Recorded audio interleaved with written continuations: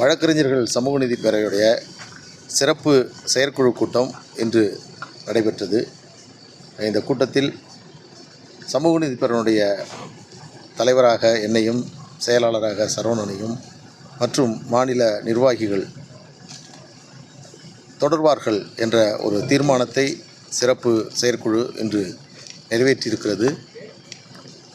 அதோடு வழக்கறிஞர்கள் சமூக நீதி பேரவையுடைய புரவலராக பாட்டாளி மக்கள் கட்சியினுடைய தலைவர் மரியாதைக்குரிய மருத்துவர் அன்புமணி ராமதாஸ் அவர்கள் சமூக நீதி பேரவைக்கு இருந்து எங்களுக்கு வழிநடத்த வேண்டும் என்று நாங்கள் கேட்டுக்கொண்ட அந்த தீர்மானத்தை ஏற்று இன்று புரவலராக அன்புமணி ராமதாஸ் அவர்கள் சமூக நீதி பேரவைக்கு செயல்பட இருக்கிறார்கள்.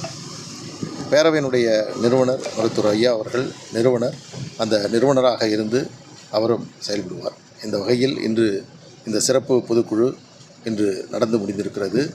இந்த நிர்வாகிகள் எல்லோரும் இன்றைக்கு அவசரமாக நேற்று அழைக்கப்பட்டு இன்று இந்த கூட்டம் சென்னையிலே நடந்திருக்கிறது. இந்த தீர்மானம் நகல்கள் எல்லாம் உங்களுக்கு அனுப்பப்பட்டிருக்கிறது. இதுதான் உங்களுக்கான செய்தி. தொடர்ந்து என்ன மாதிரி ஆலோசனை வழங்கியிருக்காரு? தீர்மான நகல் உங்களுக்கு இருக்குது. இந்த கூட்டத்தினுடைய நோக்கம் என்ன என்பது குறித்து தெளிவாக அதில் சொல்லப்பட்டிருக்கு.